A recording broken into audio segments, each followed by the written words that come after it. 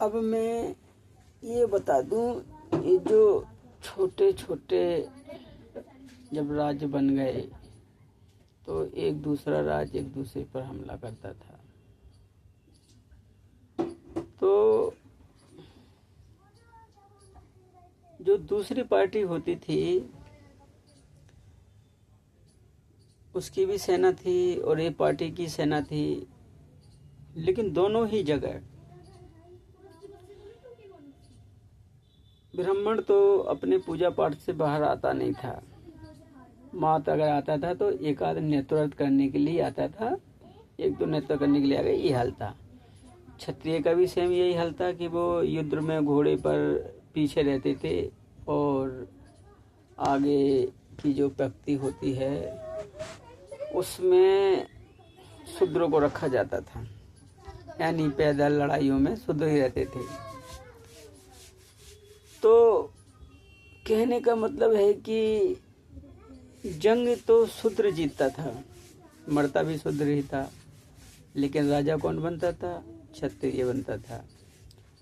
और ब्राह्मण को तो उसका क्षत्रिय के ऊपर भी हमेशा ही वो तो माना जाता है ना, तो उसका भी फायदा ही था।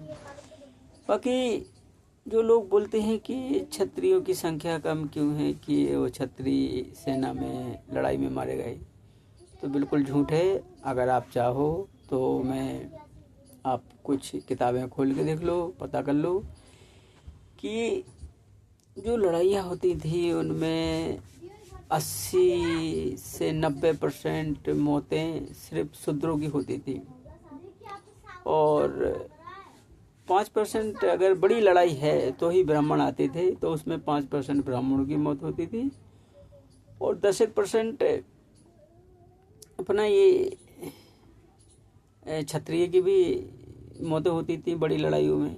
बाकी छोटी लड़ाइयों में हमेशा शूद्र ही जाते थे। और ये जो 1 2 4 आते थे, ये नेतृत्व करने के लिए आते थे, कुछ ब्राह्मण और कुछ क्षत्रिय। बाकी ये नीचे पैदल वाले नहीं थे। पैदल वाले खून खराबा धूल भट्टी सब इन शूद्रों के हाथ में रहा। इन शूद्रों का अगर उस सेना में भी जो मरते थे तो वो भी शूद्र मरते थे, और इस सेना में जो मरते थे वो भी शूद्र मरते थे। यानी कि शूद्रों की मौत बहुत तरीके से होती रही है। तो कहने का मतलब है कि कुछ मैं जो बोलना चाहता हूँ फोकट में नहीं बोल रहा हूँ। एक राजनीतिक पार्टी बनानी है और अपने विचार लोगों को बताने हैं।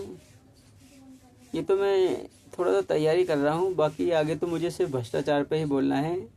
थोड़ा सा मैं बता रहा हूँ कि भाई जो नेता है उसका बोलने का फर्ज बनता है, फर्ज पूरा कर रहा हूँ, बस यही है।